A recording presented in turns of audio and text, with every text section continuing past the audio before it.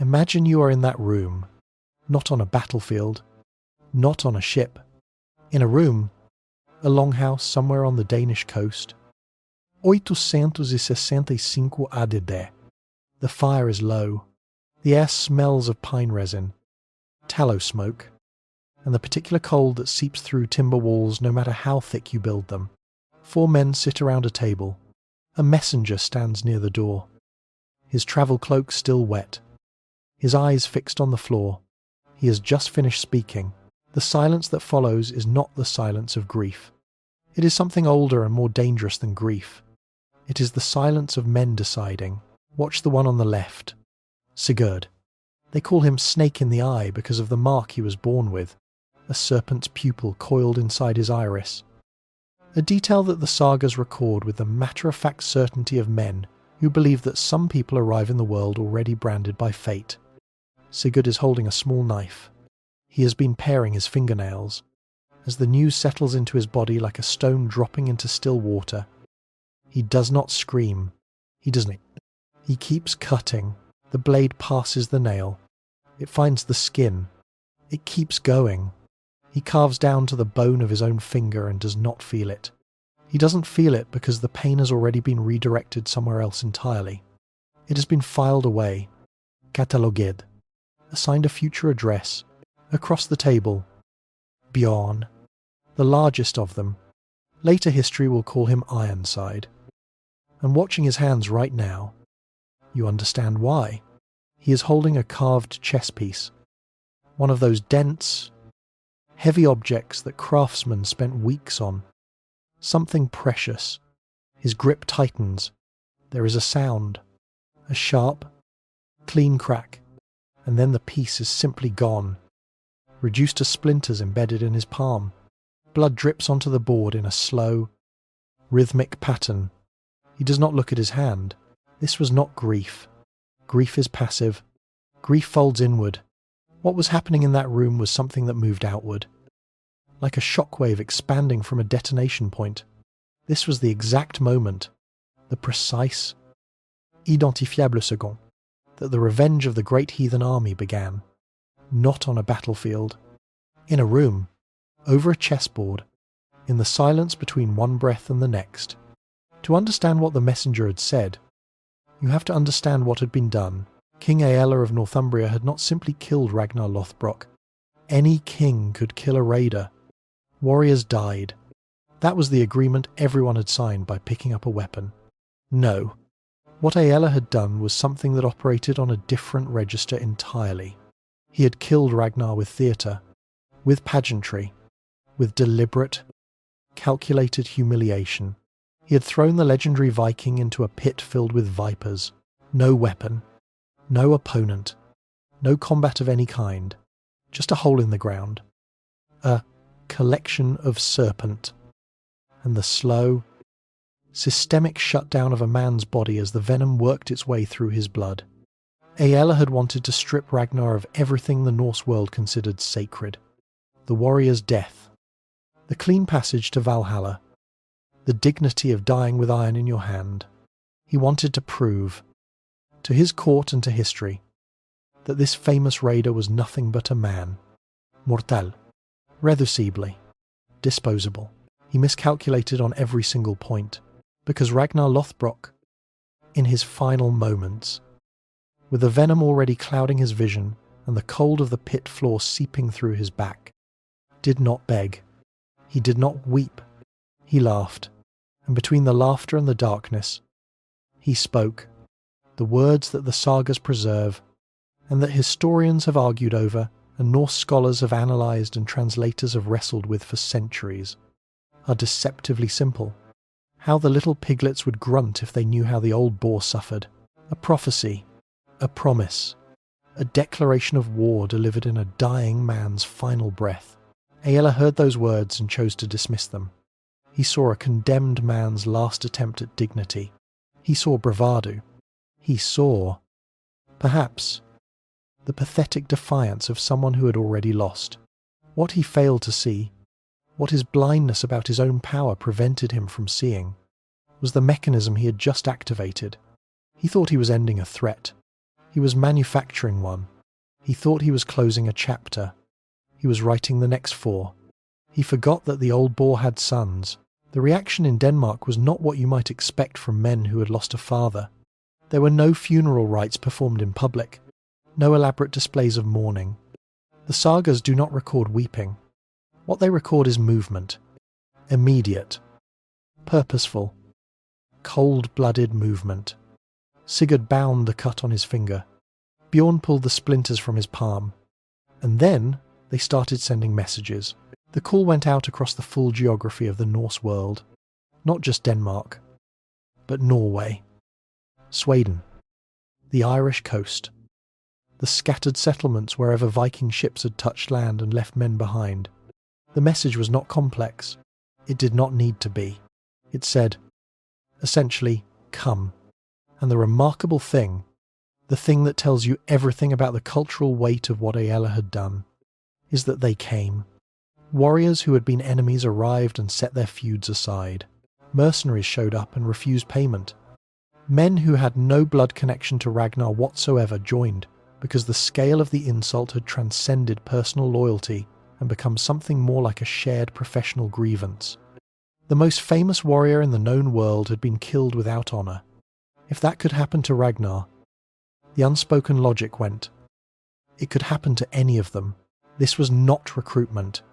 This was a convergence, and it was being directed by 4 men whose grief had been compressed, through some alchemy of Viking psychology, into something perfectly cold and perfectly sharp.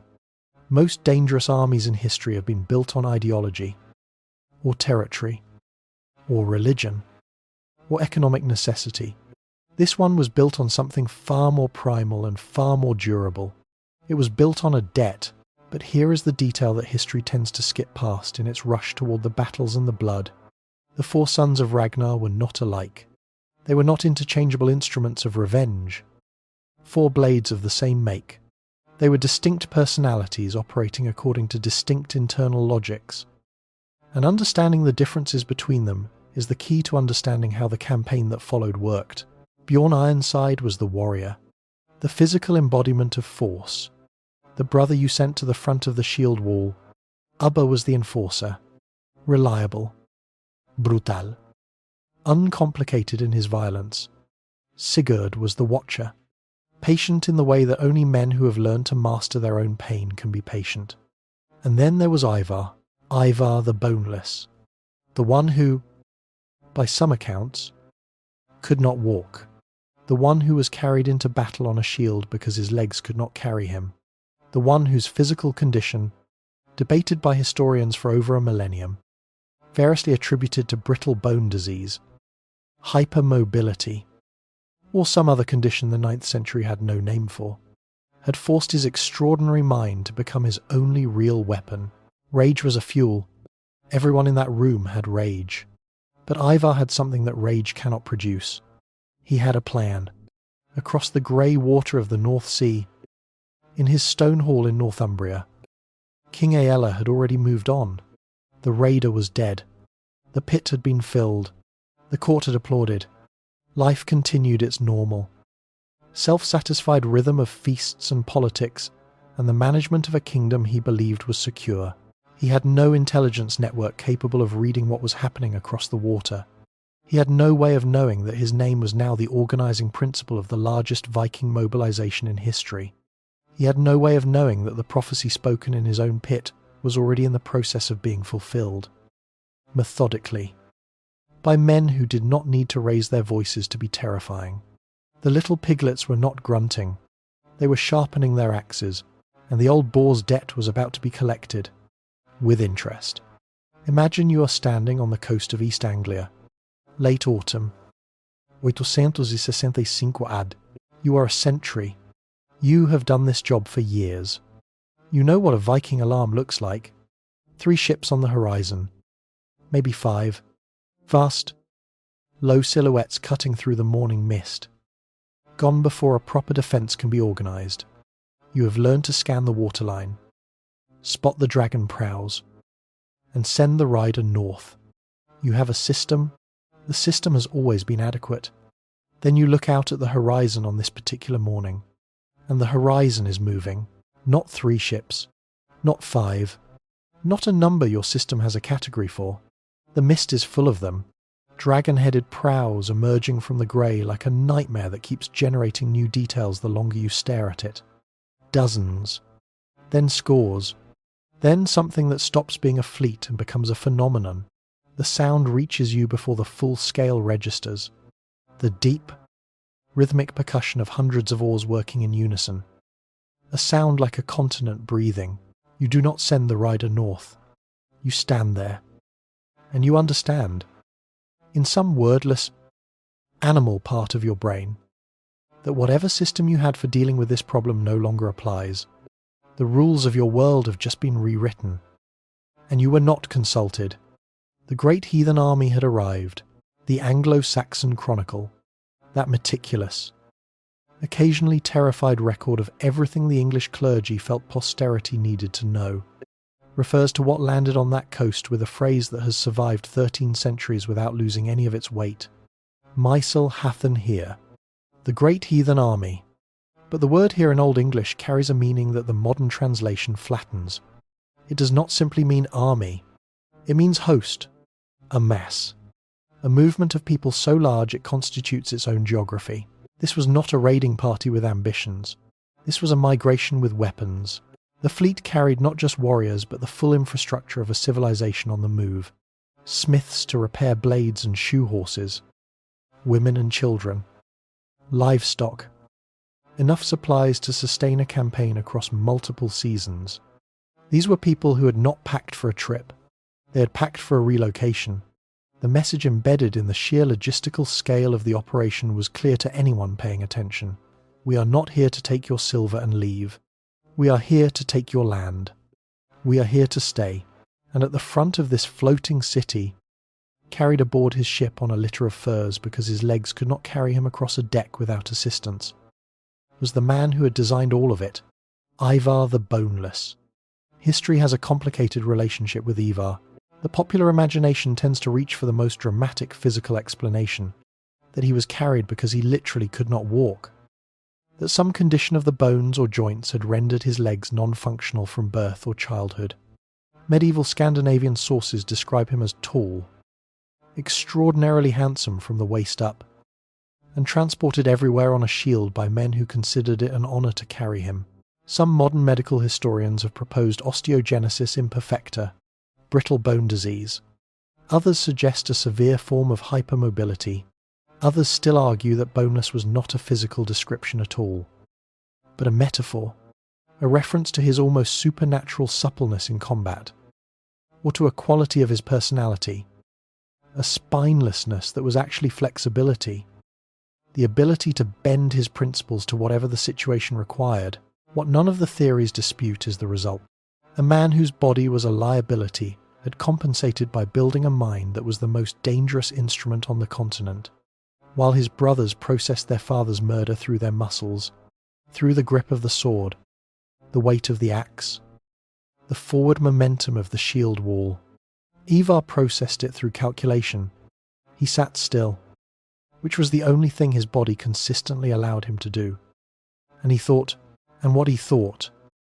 In the months between receiving the news of Ragnar's death and landing on the coast of East Anglia, was this: rage is a tool, but only if you aim it correctly. An army of angry men pointing in the wrong direction is just a riot.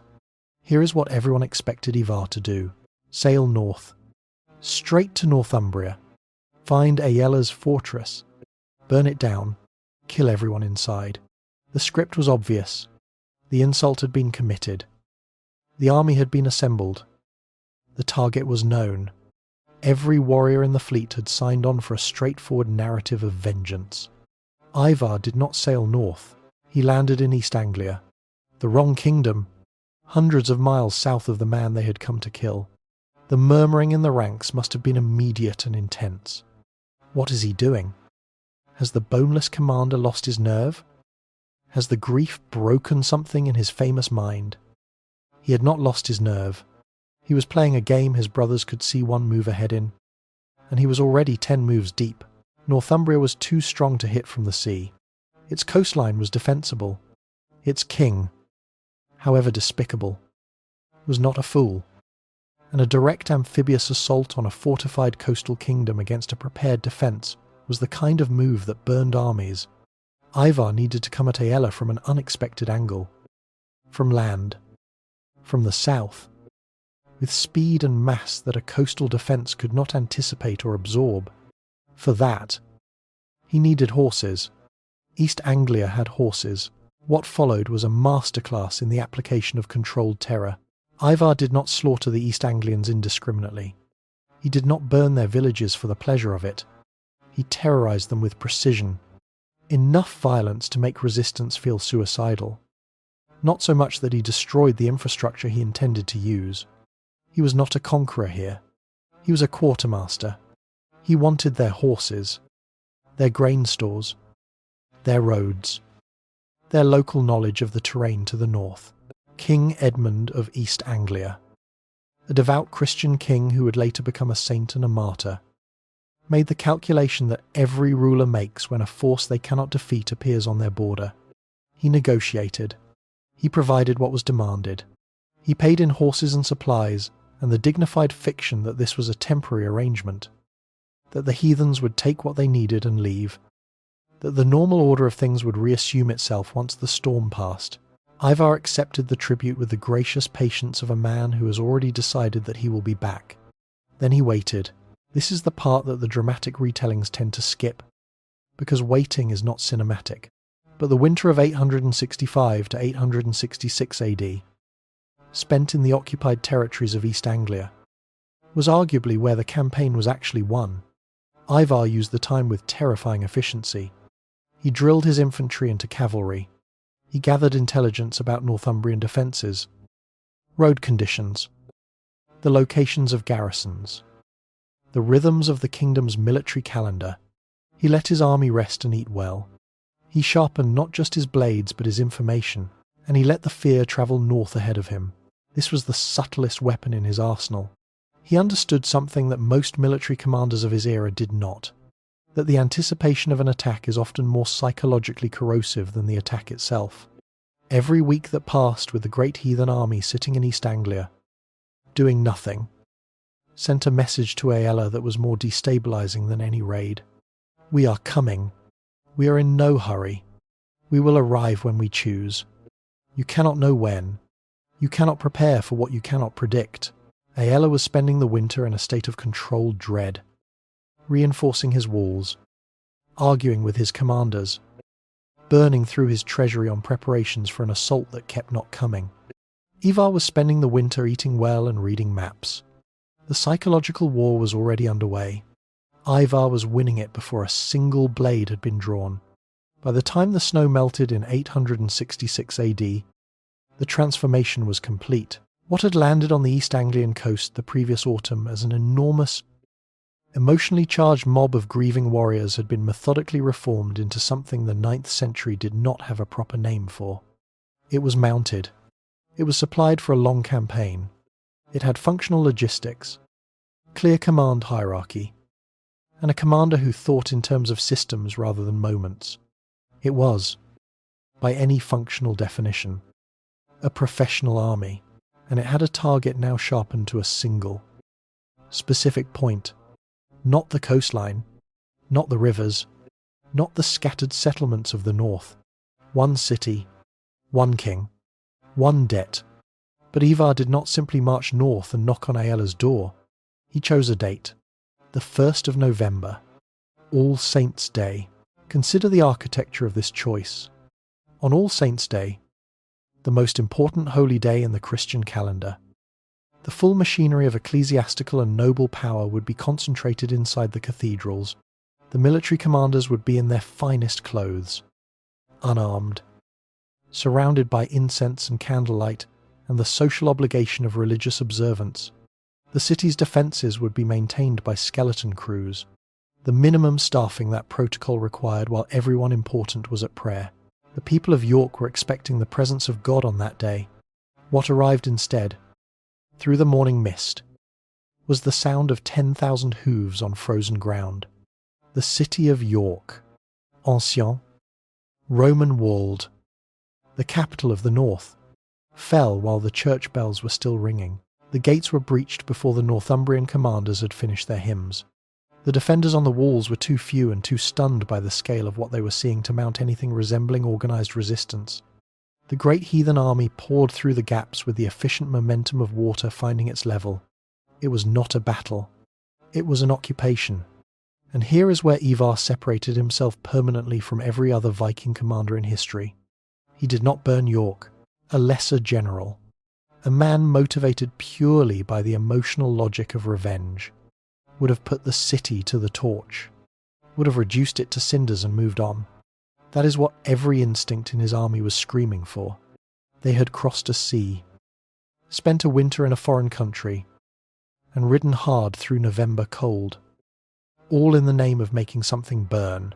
Ivar looked at the Roman walls, the granaries, the strategic position at the confluence of two rivers, deep in the heart of the north. He looked at York not as a target but as an asset. He repaired the walls. He stocked the food stores. He stationed his garrison and established his command post. He sat down on Aella's throne, and then he sent a message, not in words, but in the simple, intolerable fact of his presence, to every king in England. Come and get it back. I am waiting. He had built a trap out of an entire city. He had made the bait out of a nation's pride. He had made the mechanism out of his enemy's own desperation. All that remained was to wait for the mice. While Ivar sat on a stolen throne in York, the kingdom meant to stop him was busy tearing itself apart. Northumbria had two kings, Aella, the usurper, the man who had thrown Ragnar into the pit, a king who held power not through bloodline but through the blunt arithmetic of having taken it from someone else, and Osbert, the legitimate heir, deposed, furious, and still very much alive with an army at his back. These two men had spent the better part of a year trying to destroy each other while the Great Heathen Army wintered quietly in East Anglia, sharpening blades and reading maps. Civil war is a gift to an invader. Ivar had not caused this one. He had simply been patient enough to let it ripen. Now he had taken their capital. He had eaten their food, repaired their walls, and installed himself in the symbolic heart of their kingdom. He sat there through the winter of 866 into 867, and every week that passed without a Northumbrian counterattack was another week of psychological erosion. The nobility watched a heathen army occupy York the way a man watches floodwater rise inside his house, the damage accumulating in real time, the exit routes narrowing, the moment of decision arriving whether he is ready for it or not. It took 4 months for pride to collapse into necessity. In the early months of 867 AD, Aella and Osbert did what bitter rivals throughout history have always eventually done, when the alternative is mutual annihilation. They shook hands. The terms of their alliance are not recorded.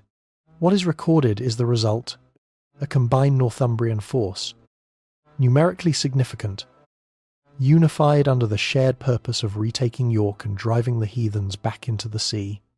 The chronicles describe it with the breathless certainty of men who believed God had personally underwritten the venture. This was, in the minds of the men who marched, a holy mission. The capital of the Christian North had been occupied by pagans who openly mocked their God. The cause was unambiguous. The righteousness was total. They marched on York on the 21st of March, Palm Sunday. The timing was not accidental on their part either. There was a symmetry they found meaningful in reclaiming a Christian city on the holiest week of the Christian calendar. God had allowed the heathens to take York on All Saints' Day. God would allow his servants to take it back on Palm Sunday. Ivar, who believed in different gods entirely, was unmoved by the poetry of their timing. He had been waiting for exactly this. The initial assault looked like a victory. The Northumbrians hit the Roman walls with the concentrated fury of men who had spent 4 months accumulating rage. They found weaknesses, gaps in the stonework that Ivar's repairs had not fully addressed, or had perhaps left deliberately unaddressed. They broke through. The gates gave way. A roar went up from the English ranks. That specific sound an army makes when it believes the momentum has irrevocably shifted in its favour. They poured into York, thousands of them, flooding the narrow Roman streets, moving fast, pushing deep into the city, certain they had the Vikings on the run. Stop. Look at this moment from above. An army that has just breached a city's walls is an army that has just abandoned its formation. The moment the Northumbrians moved from the open ground outside into the tight winding geometry of York's interior, they stopped being a military force and became a crowd. Their long spears, designed for open field combat, for the disciplined geometry of a shield wall on flat ground, were suddenly useless in alleyways, barely wide enough for two men to pass. Their numerical advantage, the thing they had been counting on, evaporated the moment they were squeezed into corridors where numbers cannot express themselves. Ivar had not lost the walls. He had abandoned them. On purpose. He had invited the English inside. The trap closed with mechanical precision. Vikings appeared on the rooftops. They materialized from side streets and doorways. At both ends of the main avenues, shields locked together in walls of wood and iron, sealing the arteries of the city into isolated killing grounds. The Northumbrians who had been cheering 30 seconds earlier now found themselves in a space where they could not swing their weapons without hitting their own men. The panic was immediate and total. Panic in a confined space is its own kind of weapon. It spreads faster than fire. It bypasses rational thought entirely, and it turns the mass of a large army from an asset into a liability. The men at the back were still pushing forward, not knowing what was happening at the front. The men at the front had nowhere to go. The pressure built from both directions simultaneously. King Osbert, the rightful heir, the legitimate king, the man who had swallowed a lifetime of humiliation to shake the hand of the man who stole his throne, fought. The chronicles are consistent on this point. He did not run. He died in the streets of York, the city he had come to save. His body lost in the chaos of the collapse. The crusade had become a slaughter. The Palm Sunday counterattack, freighted with religious certainty and numerical confidence, had lasted less time than the prayer service that preceded it. Amidst the carnage, the sons of Ragnar had issued one specific order before the battle began. One man was not to be killed on the field. The soldiers understood. They had been told what this campaign was actually about. So while the streets of York became a ruin of broken weapons and broken men, specific eyes were scanning specific faces, looking for one crown among the fallen. Aella saw his army collapse around him. He watched Osbert He felt the geometry of the battle shift and understood, in the particular way that doomed men understand things, that the walls he had just breached were now his cage. He turned to retreat. The path was a wall of Danish shields. He was dragged from his horse. His weapons were taken. His hands were bound. He was forced to his knees in the mud of the city he had just tried to reclaim. The city that, 3 months earlier, had been his capital, his seat of power, the physical expression of his authority over the north. Now it was Ivar's city, and Ivar was waiting for him inside. The Battle of York was over before the sun moved significantly across the sky. The silence that settled over the city in its aftermath was a different kind of silence from the one in that Danish longhouse 8 months earlier. That silence had been the quiet of men deciding. This silence was the quiet of men who had already decided, who had executed the decision across an entire winter and a captured city and a Palm Sunday massacre, and who were now arriving at the thing they had crossed a sea for. The war was finished. What came next was not war. Aella was not taken to a dungeon. He was not ransomed. No messenger was sent to negotiate terms. No offer of gold or land or submission was solicited or would have been accepted.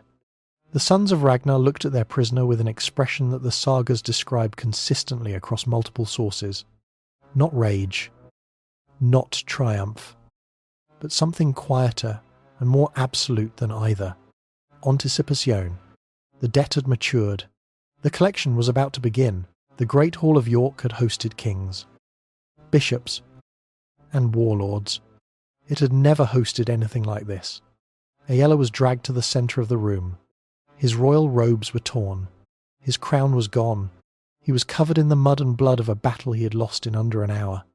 Around him stood the chieftains of the Great Heathen Army, silent, watching, But Aella's eyes found the 4 men on the dais immediately. The way a man's eyes always find the thing he most fears in a room, Bjorn Ironside sat with his arms crossed, studying the prisoner the way a craftsman studies raw material. Ubba stood slightly behind, hand resting on his axe handle. Not a threat, just a fact. Sigurd watched with that unblinking stillness that the sagas consistently describe as more unnerving than any display of anger. And Ivar lay on his furs, legs useless beneath him, eyes burning with the cold patience of a man who has been planning this specific moment for the better part of a year. Historical records give us no transcript. What the sagas offer is atmosphere, and the atmosphere they describe is one of terrible intimacy. Ivar did not shout. He very likely spoke softly. He would have asked about the pit, about the snakes, about how long it took, about whether Ragnar had called out, about the specific quality of the silence when it was over. Every question a blade, every answer extracted like something surgical. He was not seeking information. He was forcing Aella to perform his own crime again. Out loud, in front of witnesses, inside the ruins of his own capital. The humiliation was the point. Aella had humiliated Ragnar by denying him a warrior's death. Ivar was returning the favour with compound interest.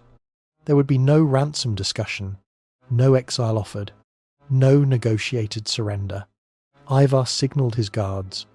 They took Aella to a hill outside the city. What happened there has been debated by historians for centuries. Dismissed as myth. Reconsidered as archaeology. Argued over in academic journals with the particular intensity that scholars reserve for things that disturb them. The blood eagle, Blodern in Old Norse, mentioned in the sagas, referenced in the skaldic poetry composed in the immediate aftermath of these events. Disputed, defended, dissected. For King Aella, the debate was academic. For King Aella, it was simply what was happening to him. To describe what the blood eagle meant in Viking cosmology is to understand why Ivar chose it. This was not random cruelty. The Norse world had a deeply structured relationship between the manner of a man's death and his destination afterward. A warrior who died with a weapon in hand went to Valhalla. The honoured dead. The heroes. The men worth remembering. A man who died screaming. Broken. Helpless. He went somewhere else entirely. Ivar was not just killing Aella. He was determining his eternal address. He was sending him somewhere Ragnar would never have to see him. The execution that followed operated at the intersection of anatomy and theology. It was not frenzied. The sagas suggest a specialist. A man chosen for precision rather than strength.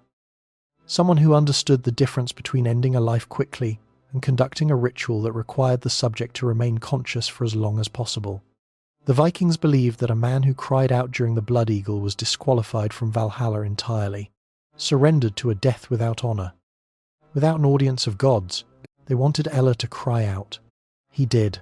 The psychological architecture of the punishment, the cold patience of it, the ceremonial weight, the fact that it was conducted in public on a hill visible to both armies, was the message, not to Aella, who was past receiving messages, to every other king in England who was watching from a distance and trying to calculate what this army actually was and what it actually wanted. The answer, written in the body of a king on a Northumbrian hillside, was unambiguous. Everything. It wants everything. When it was done, the sons of Ragnar wiped their hands and discovered something that many people discover after years of building toward a single consuming purpose. The purpose was gone. The rage was not. Aella was dead. The debt was paid. A normal army, an army built on rational objectives, would have declared victory and negotiated terms for the occupied territories. They had Northumbria. They had York. By any conventional military logic, the campaign was complete. The Great Heathen Army turned south. In 800 million AD, they returned to East Anglia, to King Edmund, who had given them horses 3 years earlier and spent the intervening time praying that the transaction had purchased his safety. It had not. Ivar did not want horses this time. He wanted the kingdom. He wanted Edmund to renounce his Christian god, swear fealty to the Viking commanders, and rule as a puppet under Danish authority. It was the standard offer, humiliating, but survivable. Other kings had accepted worse arrangements and died in their beds. Edmund refused, not because he was a military strategist, not because he had an army capable of resistance. He refused because he was, by every account that survives him, genuinely and inflexibly devout. He would not renounce his faith. He would not place himself under pagan authority. He had decided, with the particular clarity that comes to men who have accepted their own death in advance, that there were things worse than being killed. He was captured near Hoxne. What followed was an execution designed, like Aella's, for an audience rather than a victim. Edmund was bound to a tree. Viking archers lined up at a distance. The orders were specific. Not the heart. Not the head. Nothing that would end it quickly. The arrows came in volleys, targeting the extremities, the shoulders, the places where pain is maximized and death is delayed. The chroniclers who recorded it reached for an image that has survived 1,000 years because of its horrible precision. They wrote that Edmund resembled a hedgehog, his body so dense with shafts that the arrows themselves had become the outline of his silhouette. Throughout it, Edmund called out to Christ. This infuriated Ivar in the particular way that sincere belief always infuriates pragmatic men. It was a variable he could not calculate, a factor that refused to respond to pressure the way factors were supposed to. He had no patience for martyrs. Martyrs were men who had found a way to win by losing. And Ivar had built his entire career on refusing to let his enemies win anything. He gave the final order. A swordsman stepped forward. Then Ivar ordered Edmund's head thrown deep into the forest brambles, so his followers could not bury him whole, even in death. Edmund was to be denied dignity. Instead, Edmund got something Ivar never anticipated and could not prevent. He got sainthood. He got a shrine. He got centuries of veneration. The town that grew around his burial site still bears his name today. Ivar had tried to erase him. He had accidentally made him eternal. By 874 AD, the arithmetic was stark. Northumbria, occupied. East Anglia, destroyed. 2 of England's 4 great kingdoms had been effectively removed from the map. The third, Mercia, was watching. Its king, Burgred, looked at Aella's fate and Edmund's fate and performed a calculation that was entirely rational and entirely catastrophic for his reputation. He could not fight the Great Heathen Army. He could not negotiate with it. He could not outlast it. He had watched 2 kings try to solve this problem by 2 different methods, force and faith, and he had watched both methods fail completely. So Burgred ran. He abdicated his throne, loaded as much gold as he could carry, and fled to Rome, where he died in exile, buried far from the land he had sworn his life to protect. History has not been kind to him. The judgment tends toward contempt. A king who chose his own survival over his kingdom's. But sit with the decision for a moment before rendering the verdict. Burgred had looked at the same evidence every other king in England had access to. He had reached the logical conclusion. The Great Heathen Army had not been stopped by walls, or by God, or by the combined forces of a united Northumbrian army on Palm Sunday. It had not been slowed by any conventional response. The Vikings did not even need to draw their swords to take Mercia. Fear had done the work. Now look at the map of England. 3 kingdoms gone or broken. 1 remaining. Wessex. In the south. The last independent Anglo-Saxon territory. The last thing standing between the Great Heathen Army and the complete Scandinavianization of Britain. In Wessex, the army found something it had not encountered in Northumbria. East Anglia, or Mercia. Not a stronger army, not higher walls, something subtler and ultimately more dangerous than either. A young man named Alfred who had been watching everything, memorizing every mistake, and quietly building something the Vikings did not yet have a name for. The sons of Ragnar had their vengeance. They had their conquered territories. They had rewritten the map of a nation. But in the swamps and forests of Wessex, the answer to everything they had built was already taking shape.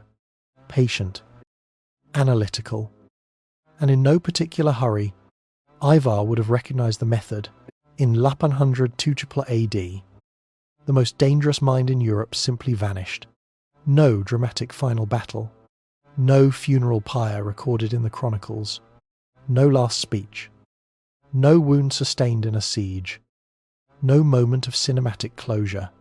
Ivar the Boneless simply stops appearing in English historical records. The way a light goes out, present in one entry, absent in the next. The silence where his name used to be somehow louder than anything he had done while alive. For centuries, historians treated the disappearance as a puzzle without a solution.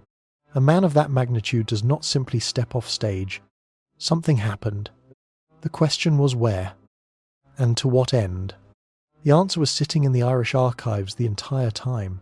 The Annals of Ulster, that meticulous record of Irish ecclesiastical and political life, maintained by monks who had no particular reason to mythologise Norse warlords, contain an entry that most English historians of the Victorian era either missed or chose not to connect to Ivar of the Great Heathen Army. The annals record a figure named Imar, king of the Norsemen of all Ireland and Britain, a ruler of extraordinary reach, operating out of Dublin, commanding networks of loyalty and tribute that stretched across the northern world. The scholarly consensus now largely accepts that Imar and Ivar are the same man. What this means, reconstructed, is that after breaking the back of 3 English kingdoms and installing his brothers as the effective rulers of occupied Northumbria, Ivar did what all great strategists eventually do. He stepped back from the front line and went to manage the empire. Dublin was his power base, a Viking stronghold that functioned as the commercial and military hub of Norse activity across the Irish Sea. From there, he could oversee everything: the English territories, the Irish operations, the trade routes that connected them. He had come to avenge his father. He stayed to build a kingdom. Then, in 873 AD, the Annals of Ulster record his death. Not in battle, not by another man's hand. The entry describes a sudden hideous disease, the kind of clinical, unadorned language that medieval chroniclers used when they wanted to convey that God, or fate, or simple biology had rendered its verdict without theatrical assistance. Ivar the Boneless, the man who had engineered the fall of York, who had choreographed the death of kings, whose physical limitations had forced the construction of the most formidable strategic mind of his generation, was killed by his own body. The irony is almost too neat, almost too much like something a storyteller would invent. The man whose legs had never worked properly, who had spent his entire life compensating for a body that refused to cooperate, was finally betrayed by his own physiology at the moment of his greatest power. He died in bed, surrounded, presumably, by everything he had taken from the world, defeated by nothing and no one except the biological fact of himself. But history, when it is not enough, becomes legend. And legend offers Ivar a different ending, one that fits the myth far better than a sickbed in Dublin. According to Norse folklore, Ivar knew he was dying, and in those final days, he gave specific instructions that his men found strange. Even by Viking standards, he did not ask to be buried in Ireland, the land he had ruled. He did not ask for a warrior's mound in Denmark, the land he had come from. He asked to be transported back to England, to the specific stretch of coastline where the Great Heathen Army had first landed in 865 AD, and buried there. His reasoning, as the sagas preserve it, was both strategic and supernatural. As long as his bones remained in English soil, no foreign invader would successfully conquer the island. He was installing himself as a permanent guardian, a dead king standing sentry over the coast he had once crossed as a conqueror, daring anyone else to try what he had done. The legend then claims that for 200 years, the prophecy held, Viking raids continued. Danish kings ruled portions of England. Internal conflicts tore at the fabric of Anglo-Saxon society, but no single foreign power achieved total conquest of the island while Ivar's bones lay beneath the eastern coast. Until 1066, William of Normandy was preparing the most ambitious military operation in 11th century Europe. He had ships, soldiers, papal blessing, and a claim to the English throne that he was prepared to enforce with extraordinary violence. He also had, by the account of certain Norman and later English chronicles, a superstition. He had heard the story of Ivar's bones. The saga tradition claims that William actually located the burial mound, that he had it excavated, that the body inside, and here the legend reaches for its most unsettling detail, had not decomposed in the 2 centuries since its burial, lying preserved in the English soil as though waiting for exactly this moment of reckoning. William ordered it burned, only after the pyre was cold, only after the last physical trace of Ivar the Boneless had been converted to ash and scattered, did William feel secure enough to launch his fleet across the Channel. Whether you read this as history, as myth, or as the kind of story a conquered people tell themselves to explain the inexplicable, the logic embedded in the legend is sound. William understood that to conquer England, he first had to conquer the idea of England, the accumulated mythology of its resistance, the spiritual architecture of its defences. Ivar had become part of that architecture. His bones had become load-bearing. You cannot occupy a country whose founding stories still walk. The Great Heathen Army dissolved slowly, the way all revolutionary forces eventually dissolve, not in a single defeat, but in the gradual domestication of its members by the land they had come to destroy. The warriors who had crossed the North Sea for vengeance stayed for something they had not anticipated. The land was good. The soil was deep. The women were there. The children came, and the children, born in English soil to Danish fathers, grew up speaking a language that was neither purely Norse nor purely Anglo-Saxon but something new. A hybrid forged in the particular crucible of conquest and cohabitation. The territories the army had taken became the Danelaw, a vast swath of northern and eastern England governed by Viking legal codes, Viking place-naming conventions, Viking social structures grafted onto the existing root system of Anglo-Saxon life. If you walk through the north of England today and encounter a town whose name ends in by, or Thorpe, or Thwaite, you are reading Ivar's map. The linguistic fingerprints of the Great Heathen Army are still embedded in the landscape 11 centuries after the army ceased to exist. Ragnar Lothbrok died in a snake pit. His sons built a country inside another country, and the echo of it is still audible in the names of the places where ordinary people buy groceries and send their children to school. But the story does not end with Viking permanence, because the last kingdom standing had not been idle. Alfred of Wessex, the sickly, intellectually restless prince who had watched the Great Heathen Army dismantle 3 kingdoms with the focused attention of a student who knows the examination is coming, had spent his years of paying tribute building things, not just walls and ships, though he built those too. He built institutions, a network of fortified towns called burge, positioned so that no settlement in Wessex was more than a day's march from a defensible position, a reformed military system that rotated fighting men in shifts, solving the ancient problem of armies that could not sustain a campaign without their farms collapsing behind them. The first English navy, designed specifically to intercept Viking fleets before they reached the coast. He had watched Ivar use patience as a weapon. He had taken notes. The sons of Ragnar had conquered through speed, terror, and the psychological exploitation of their enemies' weaknesses. Alfred studied every one of those methods and built specific counters to each of them. He was not trying to out-Viking the Vikings.